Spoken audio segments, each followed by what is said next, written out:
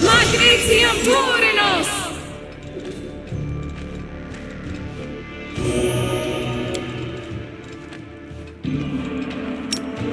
Lissano Donium! Rimosi Travisi! Amranda Gratior!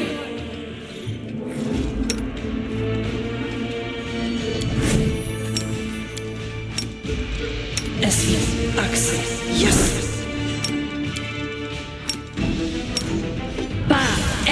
Riti! Tjo, Wort, an!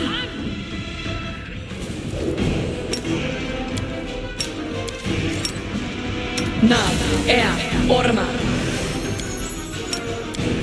Ba, Riti! What's on your mind? I wonder. Inimosi Travisi! Inimosi Travisi! Inimosi Travisi! Inimosi Travisi! Ona Adayana! Abrando Gratior! Ona Adayana! Inimosi Travisi! Inimosi Travisi! Inimosi Travisi! Ona Adayana!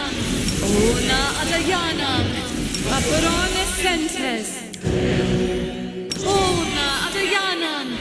Ona Adayana! Ona Adayana! Ona Adayana! Ona Adayana! Ona Adayana! Ona Adayana! Ona Adayana! Ona Adayana!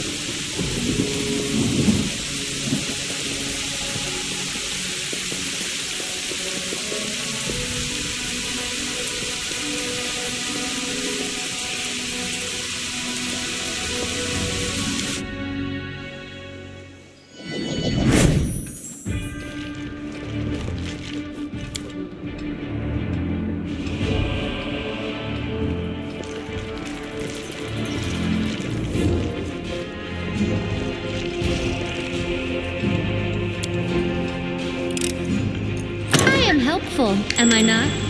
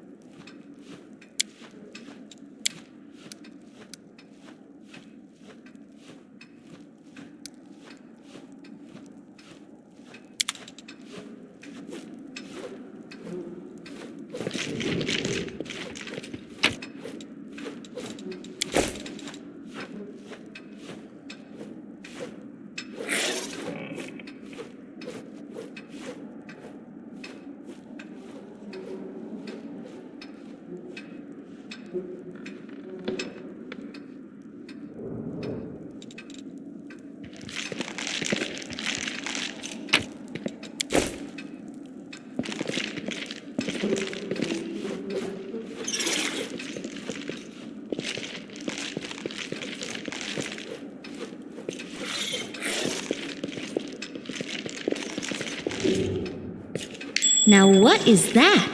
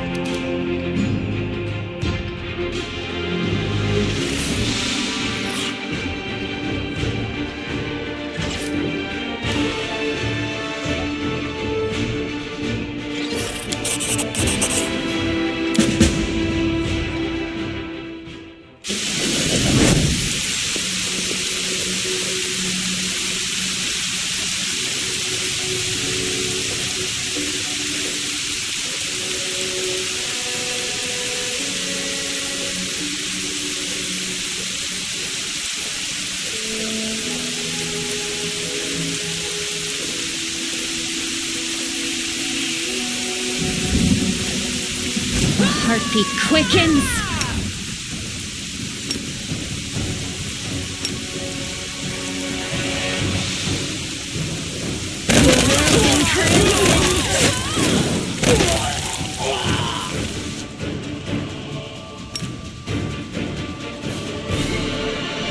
Your pain is my pleasure. I suppose we are done here. We certainly had a good time, didn't we? Did you like it, my friend? It was a little different from my usual sacrifices to Maria, but mass murder does have its own appeal. It's wild, primordial, unbridled. You felt it too, didn't you? The exhilaration. You know, I suppose you deserve a confession. I have never said anything like this to anyone before. Are you ready? Steel yourself. You are the best friend I could ever hope to have. You understand me. You help me. You are the best thing that has happened to me in my entire life. You know, now that we're so close, I wish to confess something else to you. Are you ready? There is no Maria. I made her up.